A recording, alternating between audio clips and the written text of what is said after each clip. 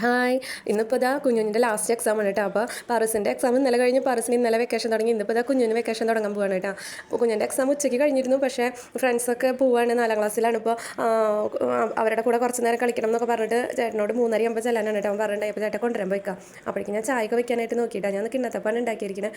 കിണ്ണത്തപ്പം ഉണ്ടാക്കാൻ കാരണം കിണ്ണത്തപ്പം ഇഷ്ടമുള്ള ഒരാൾ ഇന്ന് വീട്ടിലുണ്ടായിരുന്നു കേട്ടോ. ചേട്ടന് ഭയങ്കര ഇഷ്ടമാണ് കിണ്ണത്തപ്പം. ഇന്ന് ചെറുതായിട്ട് പനിയൊക്കെ ഉണ്ടായിരുന്നു ആൾക്ക്. അത് കാരണം ഒന്ന് പോയില്ല. അപ്പോൾ ഞാൻ വിചാരിച്ചൊന്ന് കിണ്ണത്തപ്പം ഉണ്ടാക്കാമെന്ന്. അപ്പോൾ ഞാൻ അങ്ങനെ ഉണ്ടാക്കിയിട്ട് കിണ്ണത്തപ്പോൾ ഉച്ചതിരിഞ്ഞിലേക്ക് വേണ്ടിയിട്ട് അതിൻ്റെ ഇടയ്ക്ക് ഇതാ പാറസ് മഞ്ഞ മിച്ചർ വേണമെന്ന് പറഞ്ഞിട്ട് ഞാൻ ഒളിപ്പിച്ച് വെച്ചേക്കായിരുന്നു കേട്ടോ.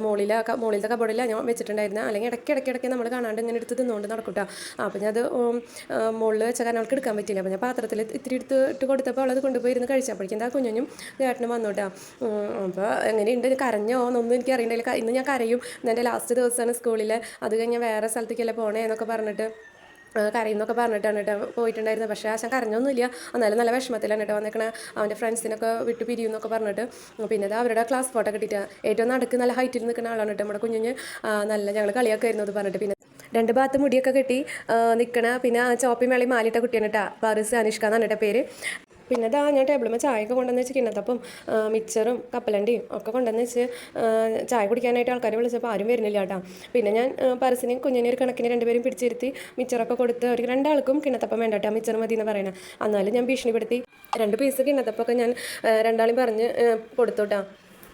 പിന്നെ ഞാൻ എന്താ ചേട്ടനത് നോക്കിയിരിക്കട്ടെ, ചേട്ടൻ വരുന്നില്ല. കുറേ വിളിച്ച് ഇതായപ്പോൾ ചേട്ടൻ വന്നുട്ടാ ചായ കുടിക്കാനായിട്ട്. ആൾ ഫോണിൽ എന്തോ ചെയ്തുകൊണ്ടിരിക്കുകയായിരുന്നു കേട്ടോ. ഞാൻ വിളിക്കാൻ തുടങ്ങി കഴിഞ്ഞാൽ പിന്നെ ഒരു സമാധാനം കൊടുക്കില്ലേ, ഞാൻ വിളിച്ചുകൊണ്ടിരിക്കും കേട്ടോ, എന്നാലേ വരുള്ളൂ. അപ്പോൾ ഞങ്ങളിതാ ചായ കുടിക്കാനിരിക്കുകയാണ്. ഇന്ന് എത്രയേ ഉള്ളൂ. അപ്പോൾ ചാച്ചാ ബൈ ബൈ, സീ യു.